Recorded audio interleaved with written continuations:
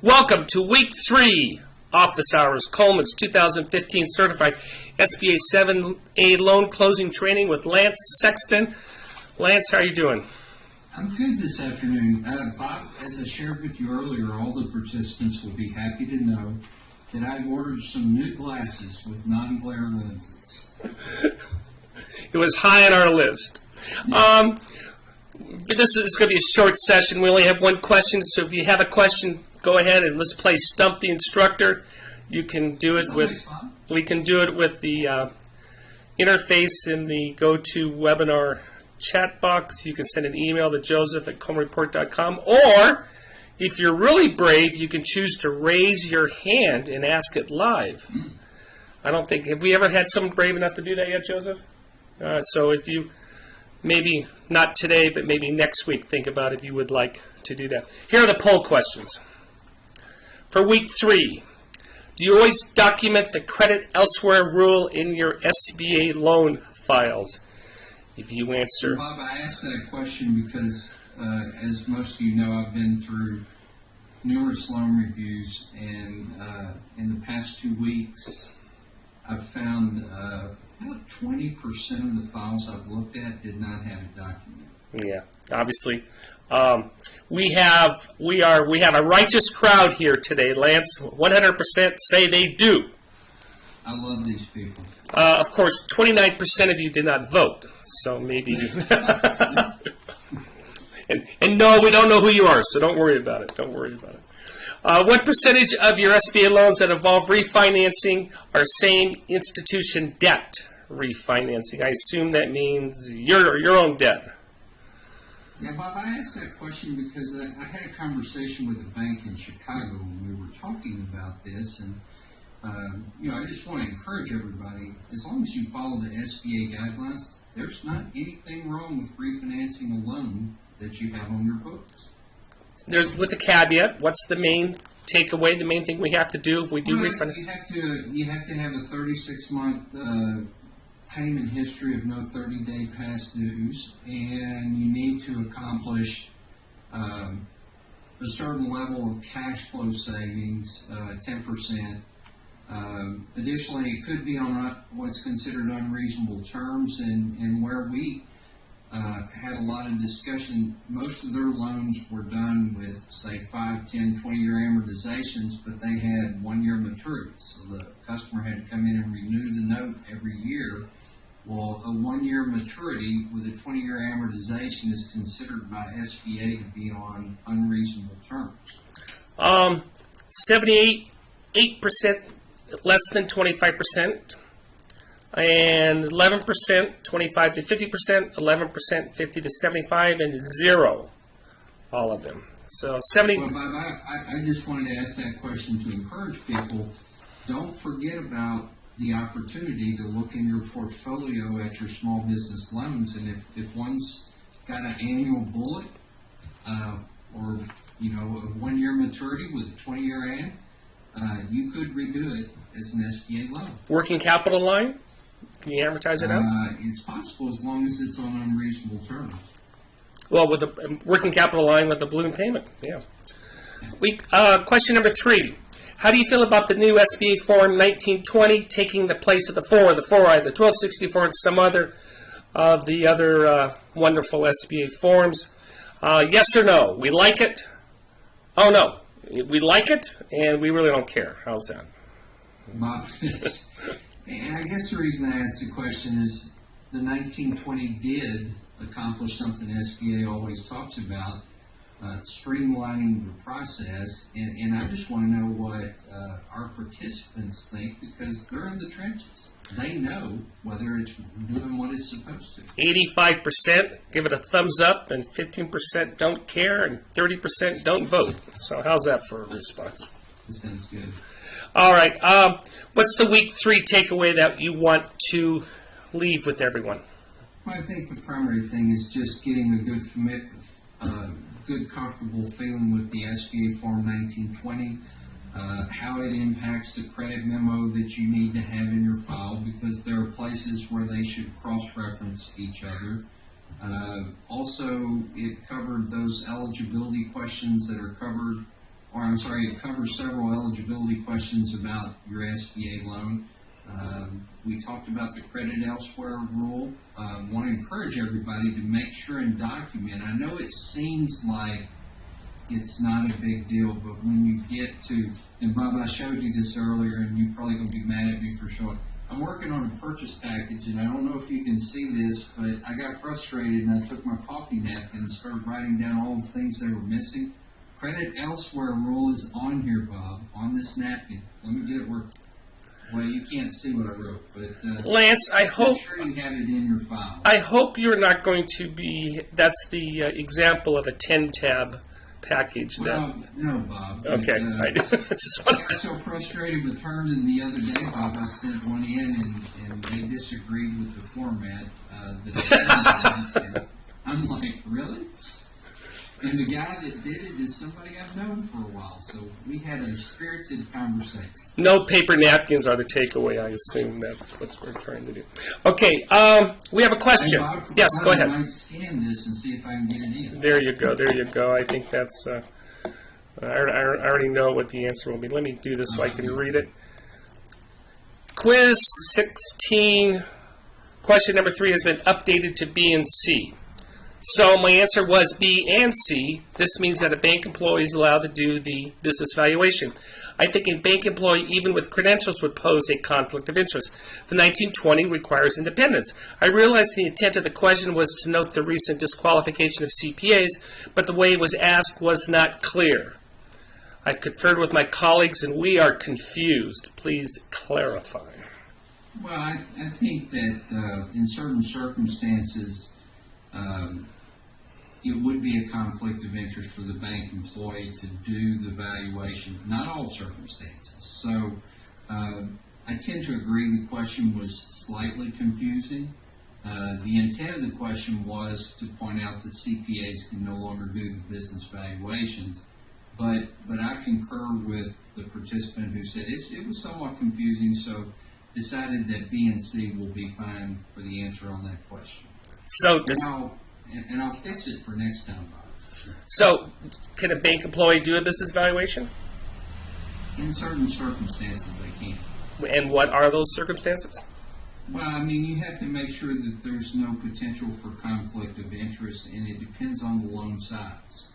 The under 350s, a bank employee might be okay on the business valuation. The over 350s, you need to use a business valuation company. Okay, so we don't want the loan underwriter to also do the business valuation, I assume. Is that But I correct? mean, Bob, if you have a business acquisition for a $75,000 SBA loan, it's not going to make sense to go out and spend $5,000 for a report. So I mean, there are circumstances on smaller loans where I don't see issue with using a bank employee who's qualified Okay. and doesn't have a conflict of interest. My takeaway on this is you are the final arbiter. If you're uncomfortable with it, don't do it. If you don't think it's prudent, don't do it. It's another one of those prudent lending decisions, Bob. Yeah. And if you think there's a problem, that's usually a good enough reason to stop and say, okay, what are we doing here?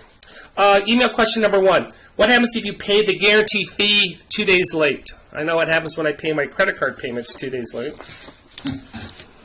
$35 charge. Go ahead. Well, I gave a pretty lengthy response. One of the key thing, Bob, is don't panic.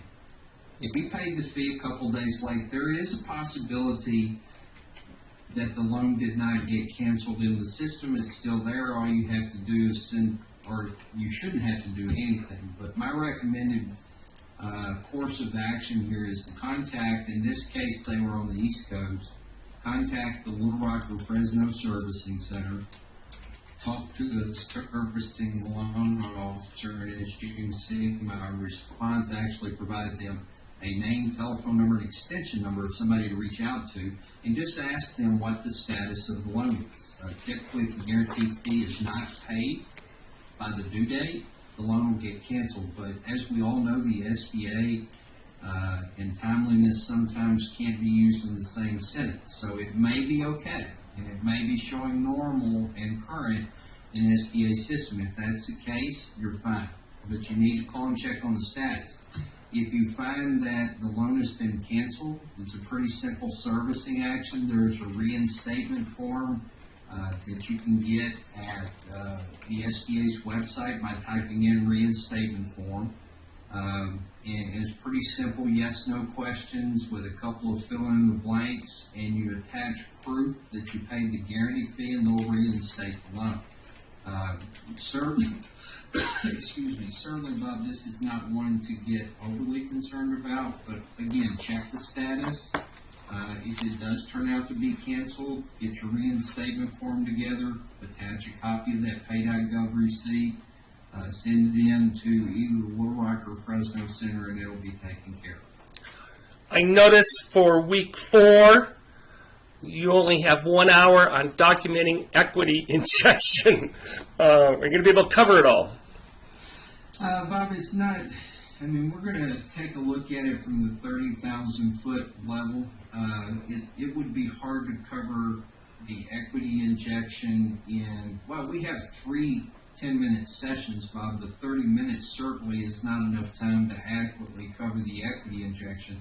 And quite frankly, my purchase package I'm working on, that's one of the key areas that I have major concern. The equity injection was from a unacceptable source. So I'm almost certain that there's going to be a repair for the full amount of the equity injection on that guarantee.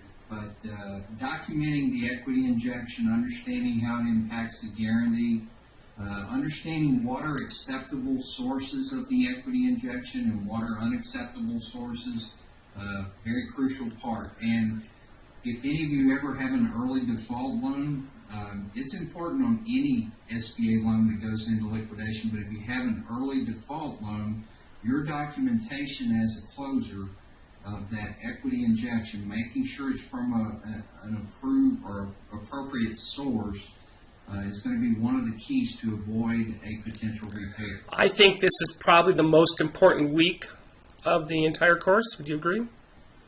I do agree. Bob, by the way, the standby agreement section is kind of tied to the equity injection as well. So, I mean, it's a week of talking about equity injections and then a little bit of business acquisition information squeezed in. Encourage you to do the readings for the week. As always, we appreciate your questions. Please send Lance and I questions, and we will talk to them on office hours. Let's see, Joseph, do we have any more questions for this? We have 2 more questions that came in. Thank you. Can we retake quizzes? Does it reflect an incomplete? The answer is yes, and no, it does not reflect an incomplete. You can take those as often as you like. We don't keep track of the quiz score. I believe we have a way to monitor it, right? But we don't keep track of that. So yeah, take the quizzes, and also you can go back and review any of these sessions 6 months from now. You've paid for the course, you're going to have access to it. So if there's something that Lance is talking about, say he mentioned standby agreement and you have one of those, feel free to go back and just do a little refresher from that video. Question number 2, Lance. When was the personal resource test limited? Or was the personal resource test limited? I'm sorry. And the answer to that question is yes. But there is a slide. I was hoping that the question would come in because in my closing comments, Bob, I was going to mention there was a slide that talked briefly about the personal resource test. It really didn't jump into it very deeply, but the requirement for the personal resource test was eliminated late 2014. Yeah. My takeaway on this is, remember, the personal resource test was eliminated, and I always contend that, however, it was always superseded by the credit elsewhere rule. In other words, we didn't really need a personal resource test and do all this great calculation because the test is really simple.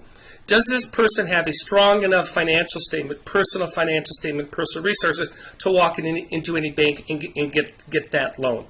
Well, Bob, you make an excellent point on the credit elsewhere test, because one of the keys to credit elsewhere is not just looking at whether they can get a loan somewhere else, but looking at their personal resources and seeing if they can fund the deal themselves. Right. And in some cases, prospective borrowers can. Yeah, and again, that's a gray area. You're the final arbiter, and you get to determine if it's prudent. If someone has $1 million cash sitting in the bank, and they want to get a $100,000 loan to buy a printing press, you may have to address why we can't use that $1 million to buy that, why they can't self-fund it. So therefore, personal resources gone, credit elsewhere trumps. Very good. Oh, we have another question. Go ahead, Lance. I'll let you read it and answer it. Well, Bob, this question I'm going to have to say that they stumped, and they didn't completely stump me. If it's in the authorization wizard, you usually want to continue to keep that in the authorization.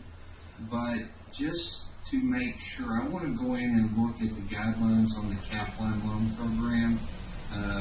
And I don't know if you want to cover this in next week's session. Or Yeah, no, I love it that we played stumped, and we've stumped you. So we will defer this question for next week, and we'll address that. Very good. Because I just want to see if the lockbox arrangement is in fact required. Very good. Do you have an approved list? Does SBA have an approved list of businesses that can conduct a business evaluation? And the answer to that is no. You are the final arbiter in terms of who is allowed, if that business valuation is acceptable to you. There are a few qualifications in the SOP that talk about who can do the business valuation, but there's not a list. I guess my takeaway on this is we are not as rigorous requirement for qualifications as well as final work product that we have on a commercial real estate appraisal, correct? Correct. Okay. And on the Capline question, Bob, you want me to shoot an email and you'll distribute it, or do we want to talk about it next week? I will. Let's talk about it next week, unless this is very pressing for the individual who asked it. If you need an answer today, shoot an email directly to Lance, and he will get back to you, and we will give the answer to the rest of the class next Friday. How does that sound? Absolutely. Great. We have two brave souls.